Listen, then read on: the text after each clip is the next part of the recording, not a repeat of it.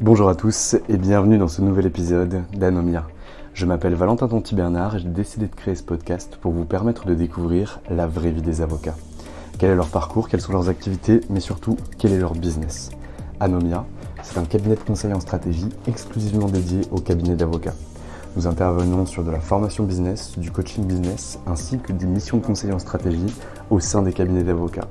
Une petite annonce avant de vous présenter l'invité du jour, nos formations Boost sont pleines jusqu'à février 2022. Donc si vous voulez vos places, prenez-y-vous à l'avance pour pouvoir réserver un créneau sur la session de février. Aujourd'hui, dans ce nouveau podcast, j'ai le plaisir de vous faire découvrir ma conversation avec maître Pierre-Olivier Sûr. Pierre-Olivier Sûr est avocat associé au sein du cabinet FTMS. Il intervient en droit pénal des affaires et en droit pénal général. Il a aussi été bâtonnier de Paris et en est le bâtonnier doyen aujourd'hui. Dans ce podcast, on va parler des différents procès qui ont pu faire la renommée de Maître Sûr, également de ses missions pour l'ordre, du fait qu'il ait été avocat, des avocats, et de tous les grands procès qu'il a pu avoir. Je ne vous en dis pas plus et je vous laisse découvrir ma conversation avec Maître Pierre-Olivier Sûr. Si ce podcast vous a plu, n'hésitez pas à lâcher 5 étoiles sur Apple Podcast. Bonne écoute. Eh bien écoutez, bonjour Maître Olivier Sûr, je suis ravi que vous me receviez aujourd'hui dans le cabinet d'avocats dans lequel vous êtes associé, le cabinet FTMS à Paris, situé 67 boulevard Malesherbes. Bonjour Monsieur le bâtonnier. Bonjour. Alors aujourd'hui, je suis là parce que Sabrina Kemel, qui est avocate chez vous, m'a beaucoup parlé de vous et je me suis dit qu'il fallait absolument que je vous rencontre. Donc on a réussi enfin à se caler et on va pouvoir parler de vous. Alors ma première question, c'est toujours la même. Maître, qui étiez-vous avant de devenir avocat et pourquoi êtes-vous devenu avocat ? Moi, avant de devenir avocat, j'étais un étudiant rêveur qui avait une passion. La passion, c'était la mer. Je traversais l'Atlantique à bord de bateaux à voile que je ramenais des Antilles. C'était mon activité principale pendant mes études. Et cette activité de marin a sans doute forgé en moi un certain caractère et puis l'envie de tenir la barre cette fois du tribunal, voilà. Et puis ensuite la barre en tant que bâtonnier d'une profession magnifique représentée par des avocats parisiens, le barreau de Paris, 30 000 avocats. Ça a été évidemment une des grandes fiertés de ma vie professionnelle d'être avocat des avocats. Très clair. Quand vous devenez avocat, vous prêtez serment en quelle année, maître ? J'ai prêté serment en 1985. J'avais donc 22 ans. Très clair. Et qu'est-ce que vous découvrez lorsque vous commencez à faire votre première collaboration ? Il n'existait pas l'école d'avocat, ou plutôt on faisait encore le stage pendant 3 ans, où on était inscrit au petit tableau avant d'intégrer le grand tableau.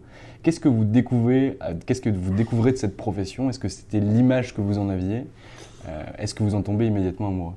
Alors j'ai inauguré au contraire la nouvelle profession, une nouvelle école du barreau qui était rue du Colonel Combes, donc je ne suis pas aussi vieux que vous le dites, mais effectivement on parle d'un temps très ancien où on apprenait plus dans le stage qu'à l'école. Et je me demande si ce n'est pas toujours le cas d'ailleurs.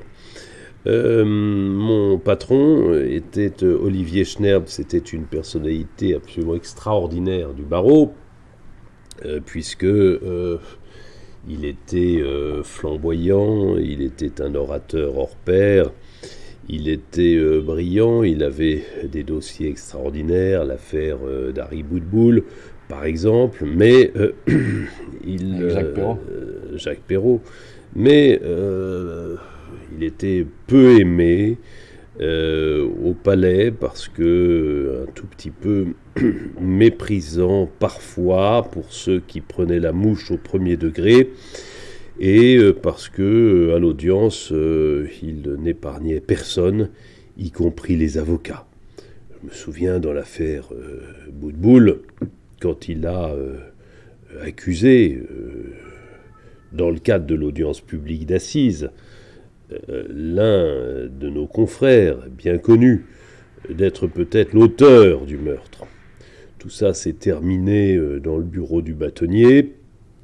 C'est terminé aussi par une bagarre entre le confrère et Olivier Schnerb, devant le bureau d'un juge d'instruction, quelques mois après l'audience. C'était devant le bureau de Madame de Talancé, je me souviens. Et puis, mon patron, Olivier Schnerb, m'avait dit ensuite, j'ai été agressé, je vais provoquer en duel le confrère. Je me suis donc retrouvé à lire tout ce qui avait été écrit sur les règles du duel et à comprendre que la première règle du duel, tandis que les deux derniers duels au palais avaient été d'une part Gaston Defferre et d'autre part Tixier-Vignancourt, j'ai compris que le premier devoir du témoin était de tout faire pour que le duel ne se fasse pas. Et je suis donc allé voir un grand ami d'Olivier Schnerb qui l'avait précédé, qui était son père à la conférence du stage. On dit père quand c'est le prédécesseur. Olivier avait été premier secrétaire et son père était Louis Reims, lui aussi décédé hélas, le fils du célèbre commissaire-priseur. Eh bien, j'ai raconté tout ça à Louis Reims. Et évidemment, il m'a dit, mais c'est complètement fou cette histoire, ne faites rien, ne parlez plus de cela, et il ne se passera rien. Et effectivement, j'en ai plus jamais entendu parler. Si je vous raconte ça longuement, c'est vous dire l'ambiance au palais, et en particulier dans le pénal, tandis que nous passions nos journées à plaider en comparution immédiate, ou en correctionnel avec 5 ou 6 audiences par jour. Aujourd'hui, on plaide 2 fois par mois. Quand j'ai commencé le métier, on plaidait 5 à 6 fois par jour. Je me souviens de Lev Forster qui arrivait à la buvette du palais avec une pile de toutes petites cotes qui étaient des dossiers, réunis par un gros élastique, qui posait ça, c'était les dossiers du jour. Et c'était ces 5 ou 6 plaidoiries de la journée. Donc, tout ça a énormément changé. On ne fait plus de duels, on ne plaide plus 5 fois par jour, on ne recherche plus l'acte de panache ou l'esthétique ou bien le combat pur. Aujourd'hui, les choses ont un peu changé, même énormément, et puis il n'y a plus la buvette du palais avec la table des pénalistes, qui était la seule où nous avions des serviettes en tissu, non pas en papier, et la vieille patronne tenancière qui tournait autour de la table et nous servait en premier, car il fallait que cette table-là fût libre à 13h30, moment où commençaient les audiences pénales. Ce petit monde du pénal a disparu, on en parle avec nostalgie, mais le nouveau monde du pénal est tout à fait à la hauteur de ce que nous avons connu, même si c'est infiniment différent. Et si le fil conducteur, depuis il y a quelque chose qui a changé de façon considérable. Bien sûr, il y a l'organisation des cabinets, bien sûr, il y a l'organisation des journées, bien sûr, il y a l'argent, mais il y a quelque chose qui est vraiment différent. C'est que depuis Démosthène et Cicéron et jusqu'à la dernière génération de pénalistes que j'ai connue au palais, dans le vieux palais, la défense était une incarnation qui permettait tout jusqu'au mensonge, qui n'était pas le mensonge de l'avocat, mais qui était le mensonge du client. Aujourd'hui, avec la loi Sapin 2, les enquêtes, vous m'en avez parlé tout à l'heure, c'est le premier mot que vous m'avez dit. Est-ce que vous faites des enquêtes Sapin 2 les enquêtes, c'est plus du tout la défense incarnée jusqu'au mensonge, c'est la défense par un contrat de loyauté vers une vérité comme sécurité juridique qui évitera le procès pénal. Voilà le quotidien des jeunes avocats pénalistes. Autant dire que tout a changé, mais ma génération à moi pouvait dire que tout avait changé depuis la génération d'avant, puisque nous n'avons pas connu, nous, la peine de mort. Donc, l'évolution du pénal est très intéressante, elle est à chaque fois, à chaque génération, une succession de virages très très forts, et il ne faut pas être emporté par la force centrifuge des regrets. Très clair. Maître, aujourd'hui, vous parlez de l'ancien monde du pénal avec beaucoup de nostalgie. Est-ce que vous pourriez me décrire ce qu'est le nouveau monde du pénal, excepté les prééminences d'enquête, de Sapin 2, etc. Mais au niveau du barreau, le nouveau monde du pénal, qu'est-ce qu'il est aujourd'hui ? Alors, le nouveau monde du pénal, vous avez plusieurs mondes du pénal.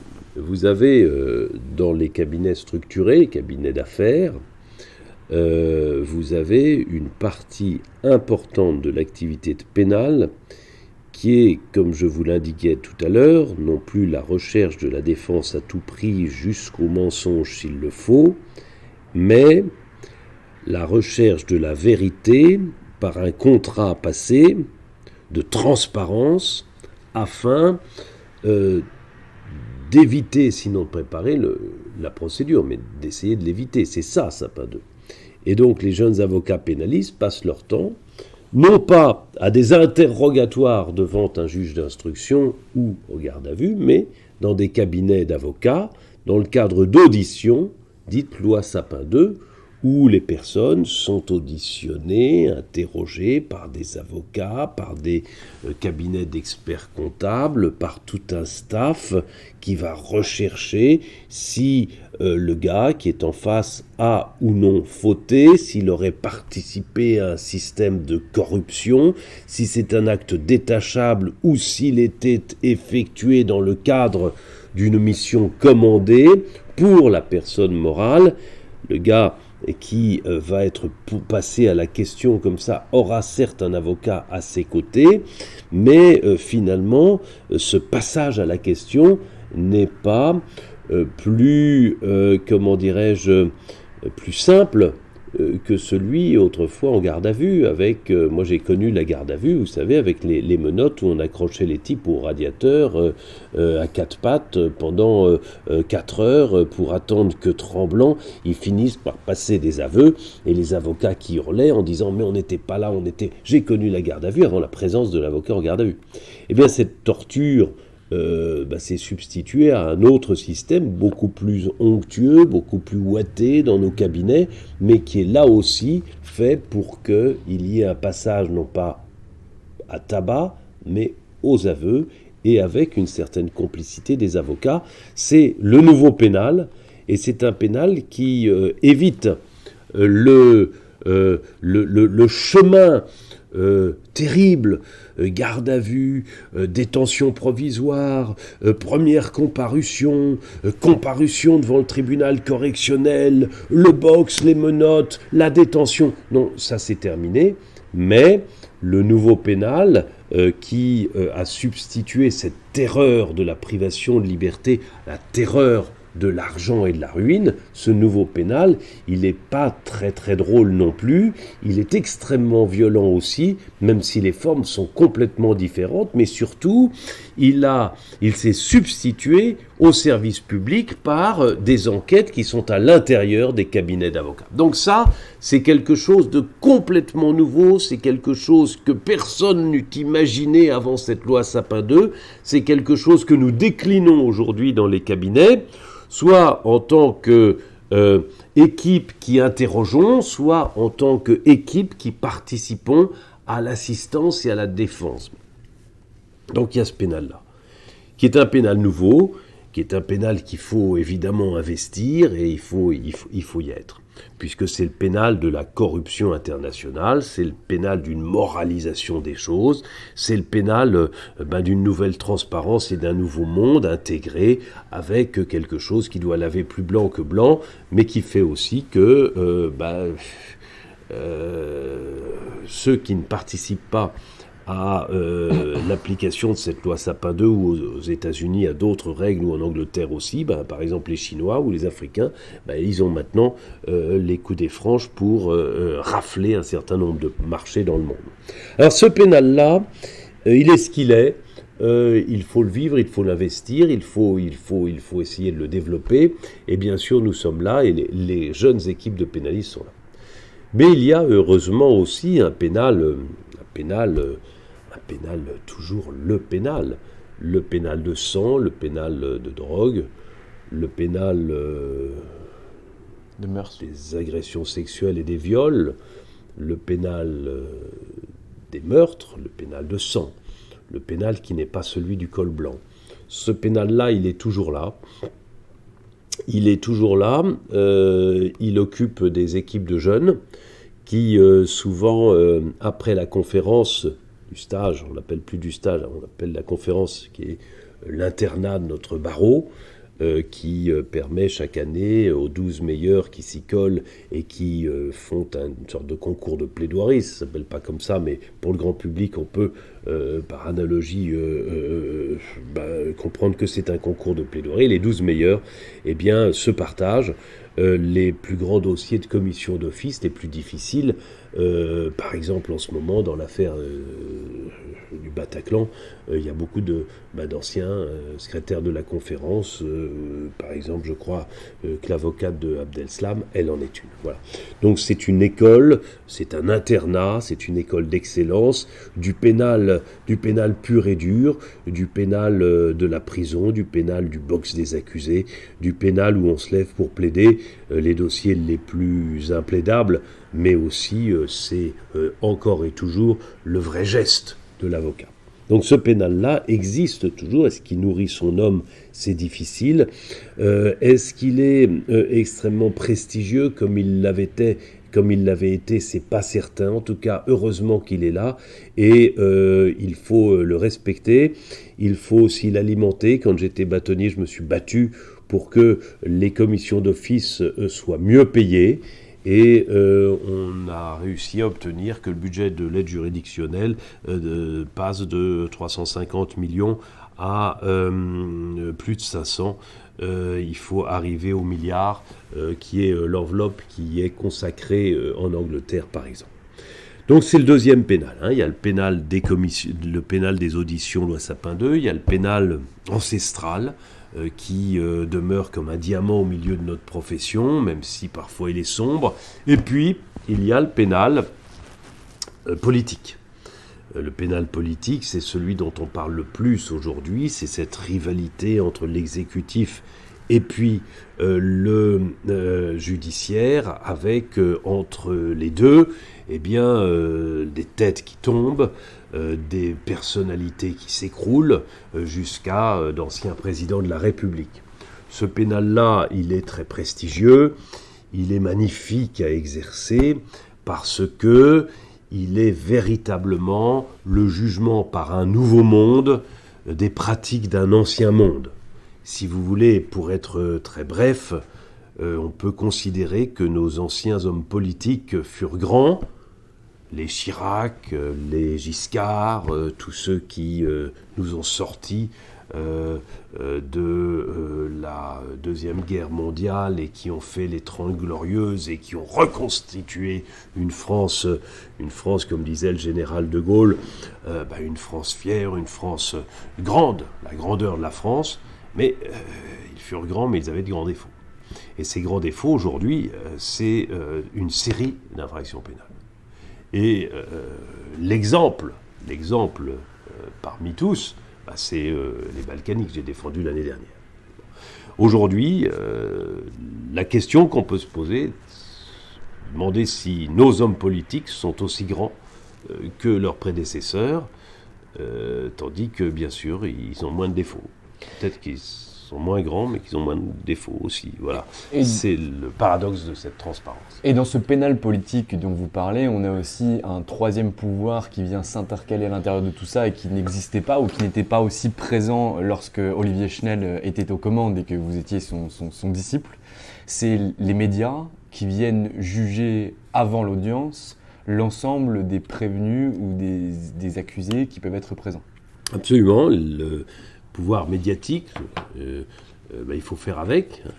Comment on le gère, ça, quand on est pénaliste ? Alors, aujourd'hui, il y a non seulement le pouvoir médiatique, mais il y a pire, si je puis dire. Parce que le pouvoir médiatique, on a face à soi des journalistes qui sont faits de chair et de sang, et puis qui doivent respecter certaines règles quand même, puis qui sont identifiés. Donc, le duel judiciaire peut être aussi un duel médiatique, homme contre homme, homme et femme contre eux. Il y a aussi les réseaux sociaux, les claviers qui jettent des balles de revolver à chaque fois qu'on en enfonce une touche, sans que jamais on ne puisse identifier quel est l'auteur. Et ça, c'est très grave. C'est une sorte de tsunami qui vous déferle dessus et qui vous vient de partout sans qu'on puisse ni attaquer, ni identifier, ni résister à ça. Donc évidemment, c'est une part du métier de pouvoir faire avec, ou parfois d'ailleurs manipuler. J'ai un exemple qui m'a toujours frappé, c'est Jacques Vergès dans l'affaire Omar Haddad. Il s'agit, par cet exemple, je vais répondre à la question qui manipule qui. Est-ce que c'est l'avocat qui manipule la presse ou est-ce que c'est le journaliste qui manipule l'avocat ? Vergès arrive au procès d'Omar Haddad et nous, les avocats pénalistes jeunes à l'époque, on suit ça évidemment avec intérêt, on s'envoie des messages. Ah, Jacques Vergès plaide. Bon, j'adorais Jacques Vergès, je l'ai beaucoup suivi. Tiens, cette partie d'échec, cet échiquier qui est sur mon bureau, là que vous voyez, eh bien, ça vient de chez Jacques Vergès. Hein. Quand il est mort, il a vendu, la succession a vendu aux enchères les éléments les plus intéressants qui étaient dans son bureau, et il avait en particulier une série d'échiquiers, et j'en ai acheté un qui est là et qui représente deux équipes, une équipe d'Africains contre une équipe d'Asiatiques qui jouent aux échecs les uns contre les autres. J'adore cet objet. Donc c'est face à cet objet que je vous raconte l'histoire de Vergès. Il arrive aux assises, il pose peu de questions, il plaide en retrait au point que, et je me souviens, on s'échange des messages, on se dit, dis donc, Vergès c'est fini, il est plus ce qu'il était. Sauf que après le verdict qui est mauvais, hein, mais il l'avait prévu ça, il sort, je pense qu'on est au milieu, il fait nuit, souvent les verdicts d'assises ça tombe au milieu de la nuit, il monte sur une table, il rassemble autour de lui toutes les équipes de presse, et il a cette formule: il y a 100 ans, on a condamné un officier parce qu'il était juif. Aujourd'hui, on condamne un jardinier parce qu'il est marocain. Le lendemain, l'opinion tourne en sa faveur. L'Académie française, par Rouard, prend fait et cause pour Omar Haddad, alors que personne n'avait lu le dossier. Le président de la République s'en empare et rend un décret de grâce partielle. Il sort de prison. Aujourd'hui, il y a une révision, etc. etc. Ici, la vérité ne m'intéresse pas. Ici, ce qui m'intéresse, c'est le jeu de go, le jeu de manipulation, le jeu d'échecs. Vergès ne pose pas de questions à l'audience. Vergès plaide mal, il s'en fout. Il plaide pas. Il plaide à minima. Mais il a cette formule qu'il avait préparée, et cette formule retourne l'opinion. Et la presse, entre nous, se fait avoir, puisque tous ces gens-là n'avaient pas lu le dossier. Et encore, je ne sais pas si est coupable ou non coupable. Ce qui m'intéresse, c'est le jeu de puissance. Et là, Vergès est meilleur. Il est puissant. Il a manipulé les autres. Il a gagné son combat par une phrase. Et c'est ça aussi, parfois, la défense. Voilà. Ce qui est incroyable, c'est que ça se fait même après le verdict de la cour d'assises. Ah oui, bien sûr. Bien sûr, puisque le verdict de la cour d'assises ne peut être que le prétexte d'un jeu où on va essayer de transformer l'échec en victoire en se victimisant et en devenant le héros de l'erreur judiciaire. Mais c'était quoi l'objectif ? Parce qu'à l'époque où Omar Haddad est condamné, on n'a pas d'appel à la cour d'assises, on a éventuellement une révision, mais c'était quoi ce qu'allait chercher Vergès, excepté finalement le peuple derrière lui ? Le peuple est la grâce présidentielle. Très clair.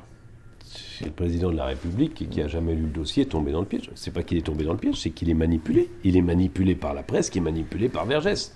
Et là, la presse est complètement manipulée par Vergès. Peut-être que Vergès avait raison, hein. Peut-être qu'Omar Haddad est innocent, mais peut-être qu'il est coupable. Là encore, moi, je n'ai pas lu le dossier, je suis incapable de le lire et jamais je me prononcerai. Ce qui m'intéresse, c'est qui gagne le combat le combat médiatique et le combat judiciaire. Évidemment, c'est Vergès qui l'a gagné. Et vous, est-ce que vous avez utilisé au cours de votre carrière des stratagèmes, des techniques, des manipulations, on peut le dire, de cette façon? Vous nous parliez tout à l'heure du procès Balkany. Comment est-ce qu'on se sert de la presse ou comment est-ce qu'on se sert des autres pouvoirs que du pouvoir judiciaire pour finalement aider et représenter au mieux les intérêts de son client? Oui, j'ai évidemment utilisé.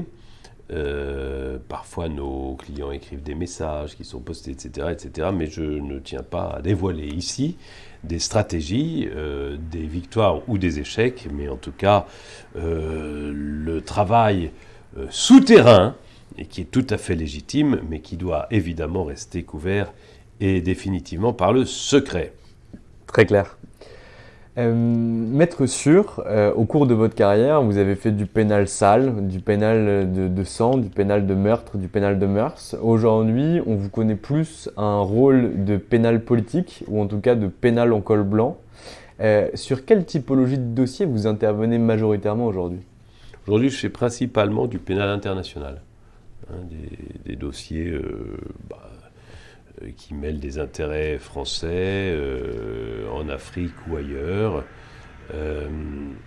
Cela, j'ai commencé à le faire après mon bâtonnat, mais en réalité, mon premier dossier de pénal international, c'était avant.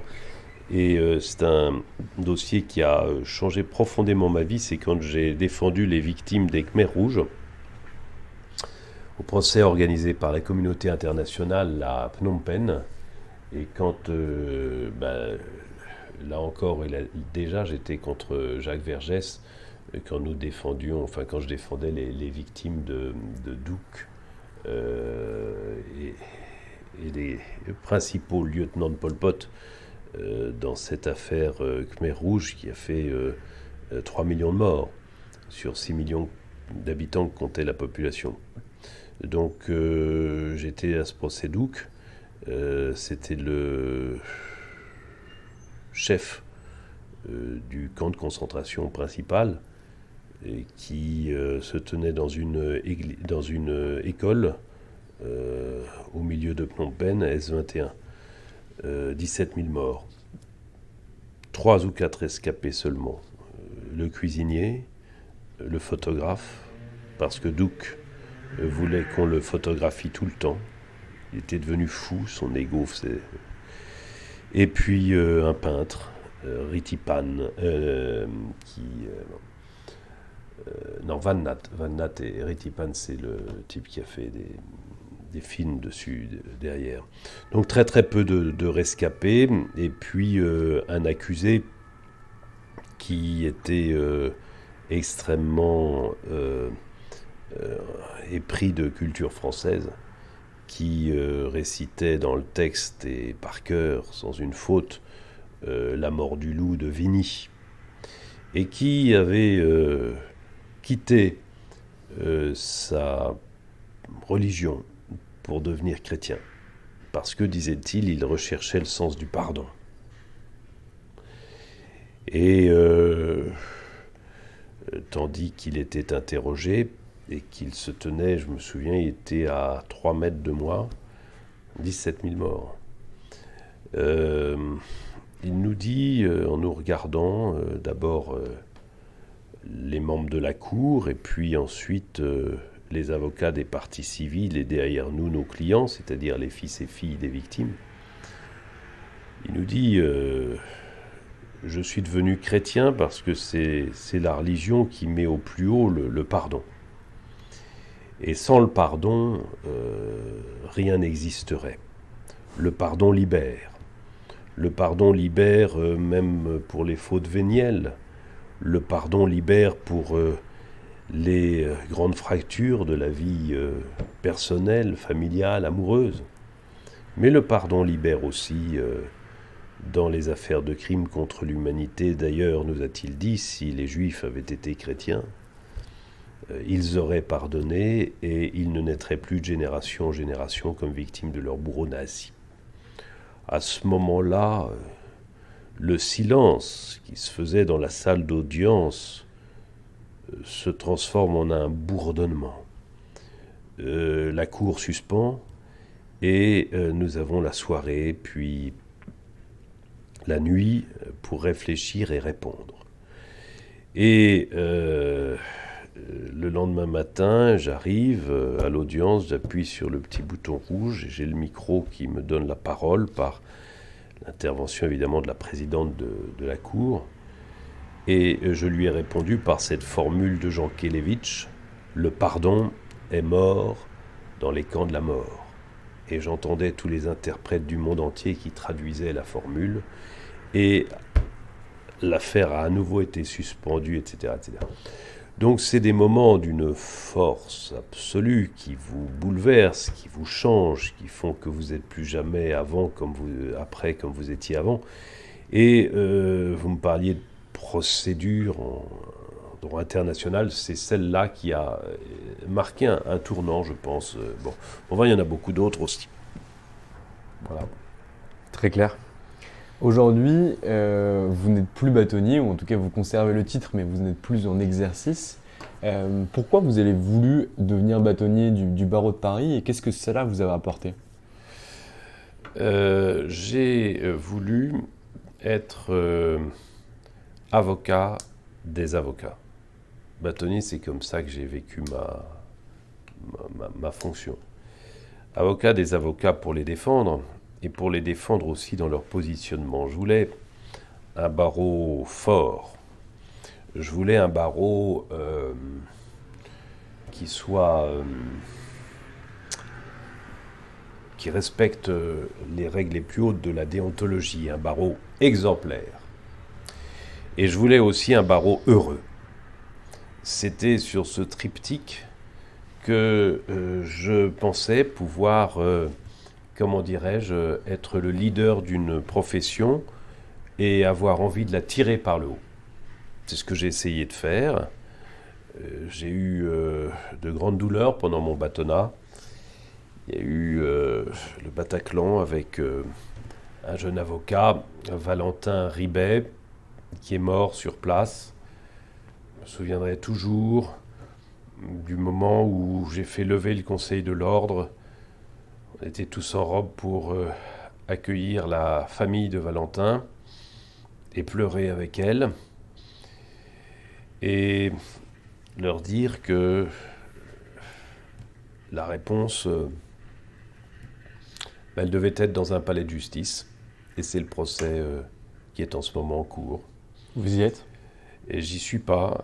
L'un des accusés avait demandé que je rejoigne sa défense, justement en sortant de mon bâtonnat. Et j'ai refusé pour cette raison de conflit d'intérêts, parce que j'avais tenu la famille de Valentin Ribet dans mes bras et que le souvenir de ce garçon, qui était un jeune et très brillant avocat, dans cette génération qui monte au palais, ce souvenir-là, il est rivé dans mon cœur d'avocat.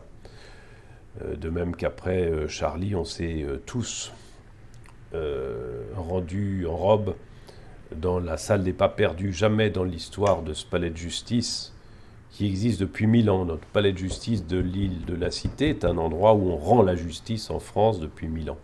Jamais autant d'avocats ne s'étaient réunis à un seul instant en robe. Nous étions dans le palais plus de 7000. J'avais refusé qu'on prononce les uns et les autres des discours.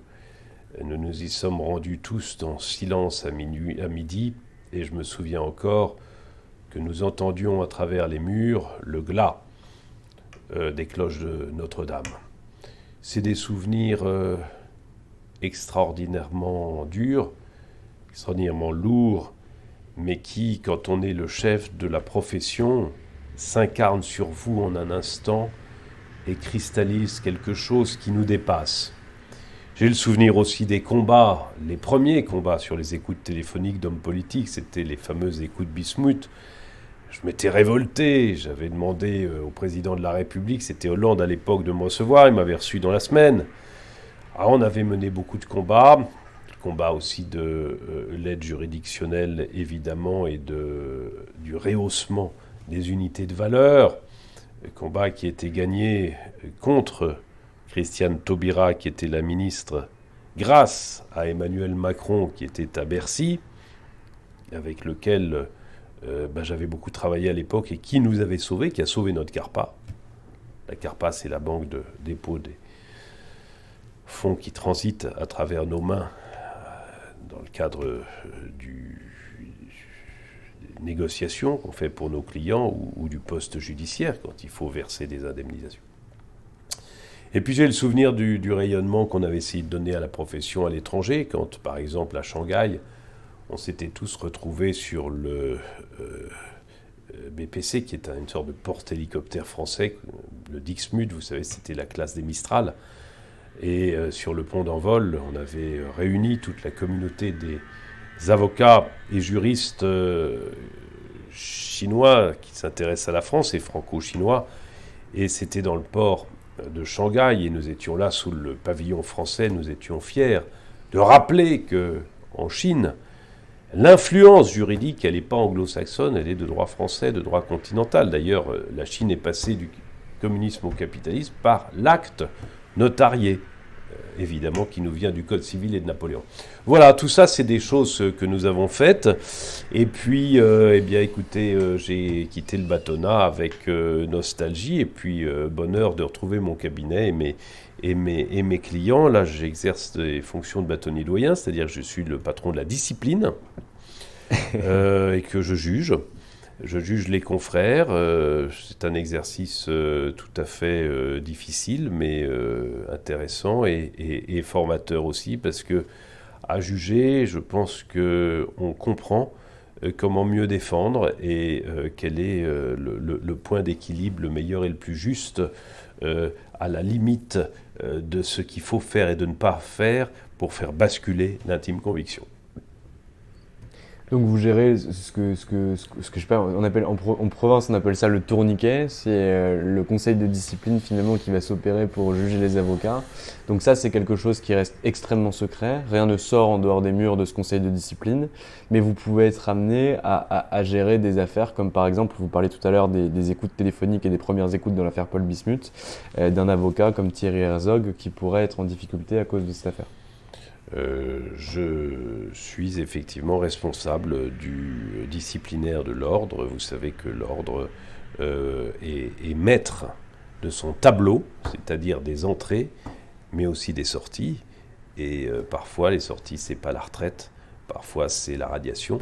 Et ça passe évidemment par un procès à l'intérieur de notre institution, qui est présidée par d'anciens bâtonniers. Je suis responsable de cette fonction dite régalienne de l'ordre. Et en appel ? En appel, c'est la cour d'appel. D'accord. C'est la cour d'appel de Paris qui statue en second ressort. Et puis la cour de cassation.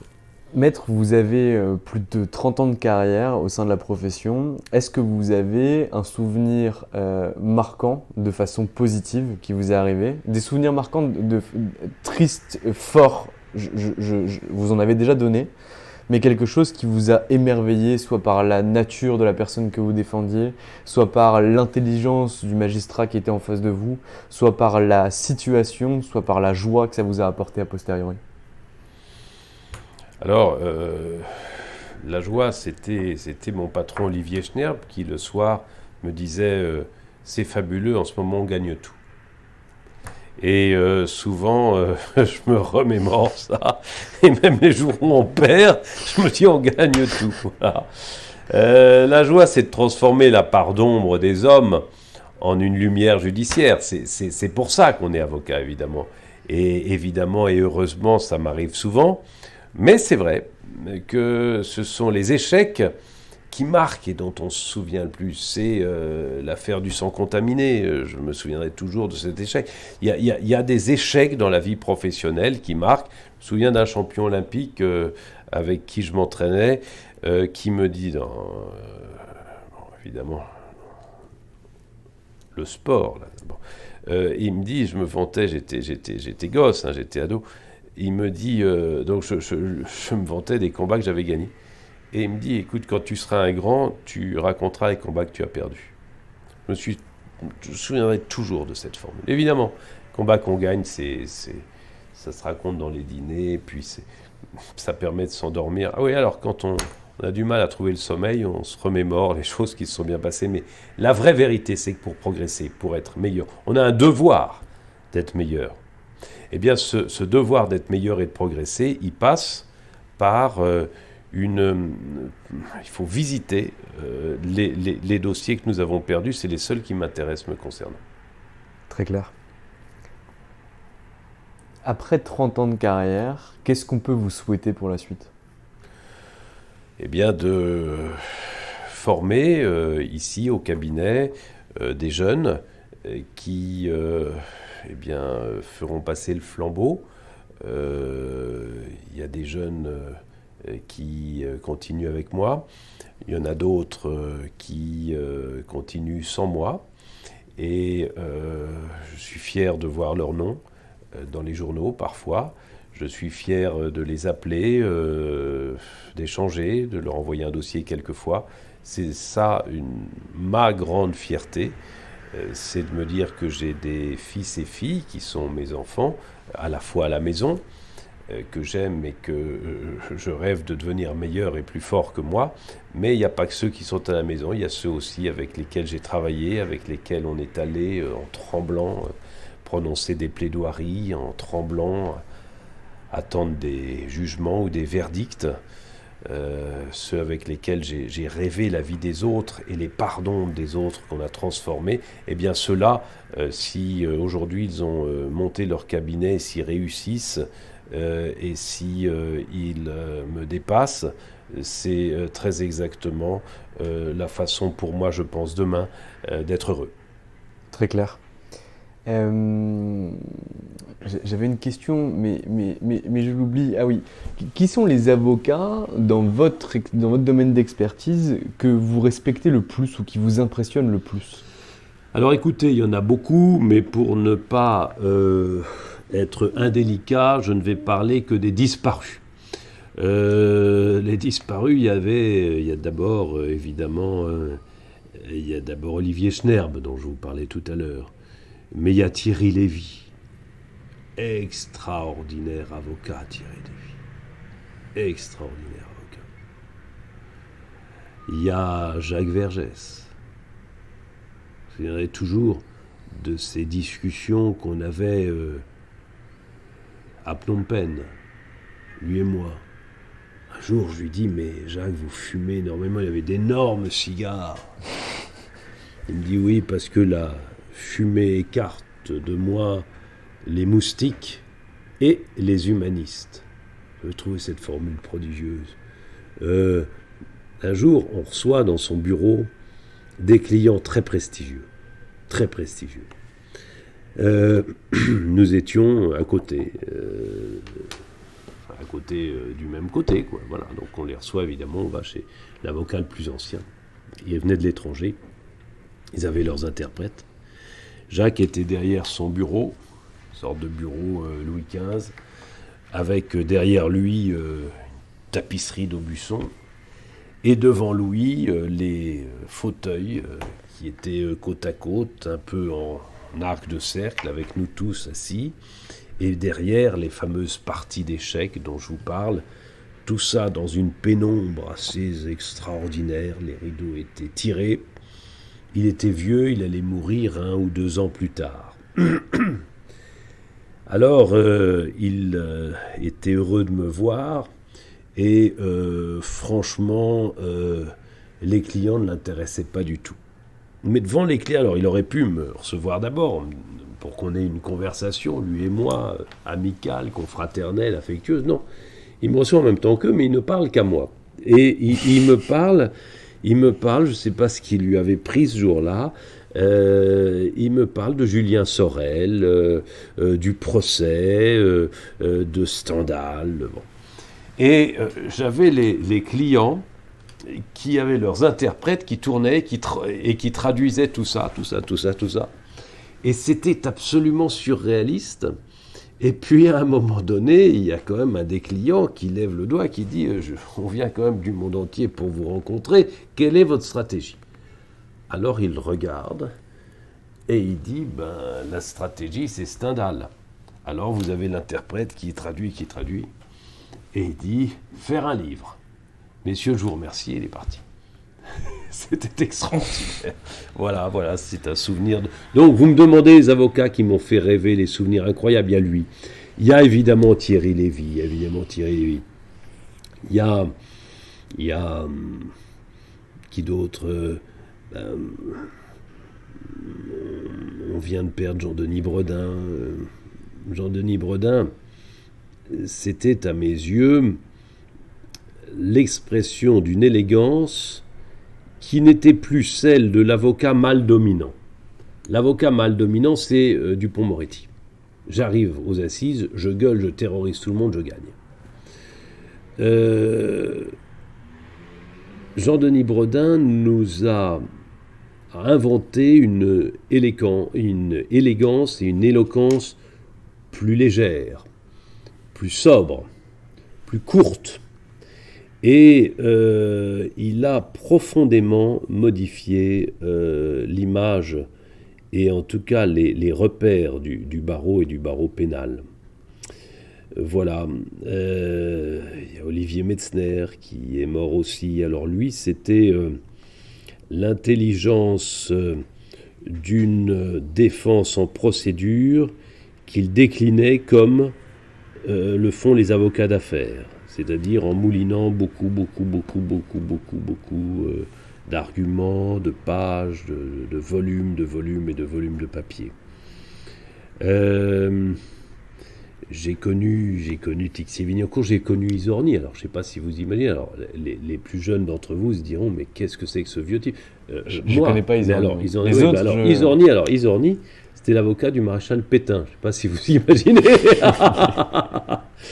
Izorni, j'ai plaidé mes premières assises à Bobigny contre Jacques Izorni. Voilà, c'est des choses qui incroyable. Sont... Voilà, donc j'ai connu Izorni, j'ai connu Tixier-Vignancourt, je les ai tous connus. J'ai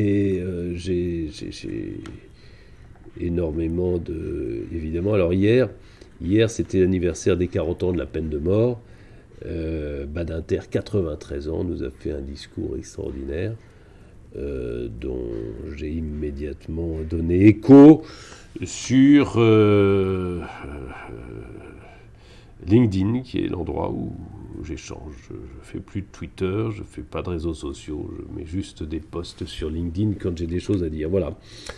Voilà, mais je les aime tous, même ceux qui sont détestables. J'aime les avocats, parce que ceux qui sont détestables sont devenus fous à cause du métier. Et ils sont donc complètement pardonnables.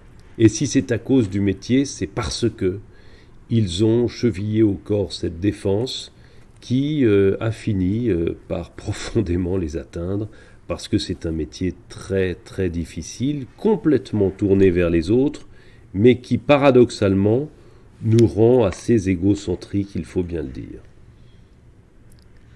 Un client que vous auriez voulu avoir ou une affaire que vous auriez voulu avoir par-dessus tout? Toutes. Hein. Moi, je suis prêt à tout défendre. Alors, j'ai aucun problème de... je vous dis, le seul conflit d'intérêt, et je crois que c'est la seule fois de ma vie que j'ai refusé de défendre quelqu'un, c'est le Bataclan à cause du souvenir du petit Valentin Ribet. C'est la seule fois. Mais sinon, j'ai toujours, et j'accepterai toutes les causes. Maître, je vous ai déjà pris beaucoup de temps ce matin, vous nous avez dit énormément de choses et je vous en remercie. Je vous souhaite le meilleur pour la suite, toujours d'être passionné, amoureux de la profession et que vous puissiez continuer comme ça au sein de votre cabinet à transmettre. Merci à vous. Et voilà, c'est fini pour aujourd'hui. J'espère que cet épisode vous a plu. Pour découvrir tous les contenus qu'Anomia propose, vous pouvez vous rendre sur www.anomia.fr. Vous y trouverez des vidéos, des podcasts, des articles et également nos propositions de formation et d'accompagnement dédiées aux avocats, dédiées au business des avocats. Je vous souhaite une excellente journée et n'hésitez surtout pas à nous contacter. À bientôt.